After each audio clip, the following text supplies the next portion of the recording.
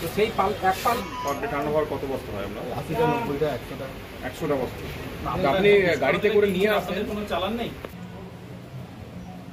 পূর্ব বর্ধমান জেলা প্রশাসনের নির্দেশে আজ দুপুরে আলুর বাজার দর নিয়ন্ত্রণে রাখতে কাটোয়া শহরের বিভিন্ন বাজার সহ আড়ত পরিদর্শন করলেন কাটোয়ার মহকুমা শাসক। এদিনের নজরদারির অভিযানে কাটোয়ার প্রশাসনের নজরদারি দলে কৃষি দফতরের আধিকারিক, বিডিও সহ কাটোয়ার এসডিপিও কাশীনাথ মিস্ত্রি উপস্থিত ছিলেন। কাটোয়ার মহকুমা শাসক অর্চনা পি ওয়াংখেড়ে কাটোয়ার বিভিন্ন বাজারে আলুর খুচরো ব্যবসায়ী সহ আড়তদের সাথে কথা বলেন। কাটোয়া বাজারে আলুর যথেষ্ট মজুদ থাকলেও খুচরোর দামে কিছুটা বিভ্রান্তি আছে বলে প্রশাসনের নজরে এসেছে। আগামী দিনে খুচরো আলু ন্যায্য দামে বিক্রির জন্য স্বয়ম্ভর গোষ্ঠীর সাহায্য নেওয়া হবে বলে মহকুমা শাসক জানিয়েছেন। প্রশাসনের তরফে আজ খুচরো ব্যবসাদার থেকে মজুতদারদের জানিয়ে দেওয়া হয়, সাধারণ মানুষের কাছ থেকে আলুর দাম অস্বাভাবিক নেওয়া যাবে না। কৃত্রিমভাবে বাজারে আলুর যোগানে টান দেখিয়ে কালোবাজারি করা যাবে না। কাটোয়া স্টেশন বাজার, হাজি নওয়াজ মার্কেট, বড় বাজার সহ সুফল বাংলার স্টল পরিদর্শন করেন মহকুমা প্রশাসনের প্রতিনিধি দল। কাটোয়ার মহকুমা শাসক অর্চনা পি ওয়াংখেড়ে বলেন, বাজার পরিদর্শন করলাম, আলুর যোগান এবং দাম আপাতত ঠিকই আছে। আমরা পরিকল্পনা নিয়েছি গ্রাম পঞ্চায়েত ও পুরসভা এলাকায় আলু ন্যায্য দামে বিক্রির জন্য স্বয়ম্ভর গোষ্ঠীকে নিয়োগ করব। এই প্রসঙ্গে তিনি আরও বলেন, কিছু খামতি আছে কাটোয়া শহরে বা কাটোয়া আশপাশ এলাকায়। আমরা কোল্ড স্টোরেজ থেকে চালু করে আজকে আড়ত বাজার দেখলাম, আর রিটেলার যারা বড় ব্যবসায়ী ওদের যা স্টোরেজ আছে ওইগুলো দেখলাম, এবং বাজারে যে একদম ছোট্ট দোকানদার ওখানেও আমরা আজকে ভিজিট করেছি। তো আমার মনে হচ্ছে কাটোয়ায় কোনো সেরকম ক্রাইসিস নেই। কাটোয়ায় যথেষ্ট পরিমাণে আলু আছে।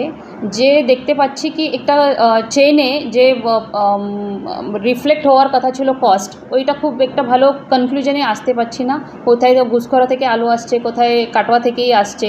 তো ওইটার জন্য আমরা একবার আলু যারা ব্যবসায়ী ওদের সঙ্গে বসবো। আর সেকেন্ডলি হচ্ছে কি এই রেট একটা নিয়ন্ত্রণে রাখার জন্য কালকে থেকে আমরা এসএইচজি গ্রুপ দিয়ে এটা প্রত্যেক জিপিতে একটা গ্রুপ বসবে, দোকান হিসাবে বসবে। ওরা ডাইরেক্টলি কোল্ড স্টোরেজ থেকে অথবা আড়ত দোকানদার থেকে ওইটা নেবে। আমাদের প্রশাসনের তরফ থেকে, পুলিশের তরফ থেকে ওদের সঙ্গে কেউ রিপ্রেজেন্টেটিভ থাকবে, আর ওরা গিয়ে বিক্রি করবে। আর যে মূল্যে নেওয়ার দরকার না, যে মূল্যে সত্যি আছে ওই মূল্যেই ওরা বিক্রি করবে, কাটোয়া ন্যায্য মূল্যে ওরা দেবে। আর সেকেন্ডলি আমরা চেষ্টা করব, যদি কাটোয়াও আমরা সুফল বাংলা আছে গভর্নমেন্টেরই একটা স্টল, তো সুফল বাংলাতে আমরা without any middle man directly আমরা কিনবো। আর কালকে থেকে আমরা সুফল বাংলাতেও রাখছি।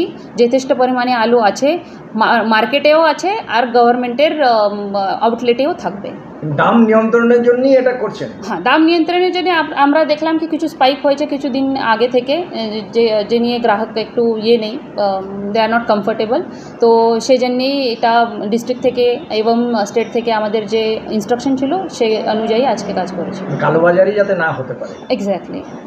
আর এমনি এই যে এসএইচজি গ্রুপ দিয়ে যে আলু বিক্রি করাবেন, তাতে কি কাটোয়া পুরসভা এলাকা তো হবে? অবশ্যই। আর কাটোয়া পৌরসভার সঙ্গে বসবো আজকে, পুলিশ, কাটোয়া পৌরসভা এবং আমি যে বললাম আলু বিক্রেতা যারা আছে ওদের সঙ্গে বসে আজকে আমরা ঠিক করব কোন কোন জায়গা আমাদের এসএইচজি এবং অন্য কোনো যদি গভর্নমেন্টের অ্যালাইড এজেন্সি বসতে পারে, কোঅপারেটিভ বসতে পারে, আমরা অবশ্যই কাটোয়াতেও বসাবো।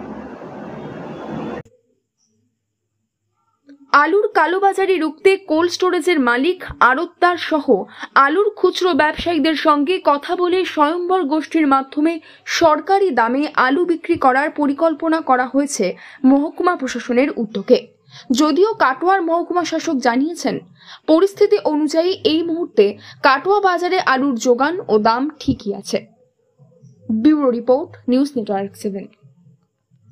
হলমার্ক সোনার গহনা কেনার একমাত্র ঐতিহ্যশালী স্বর্ণ প্রতিষ্ঠান শ্রী ধীরেন্দ্রনাথ দত্ত গোল্ড প্রাইভেট লিমিটেডের শ্রী সুখেন দত্তের দোকান। ঠিকানা কাছারি রোড, চৌরাস্তা, টেলিফোন ময়দান, কাটোয়া, পূর্ব বর্ধমান।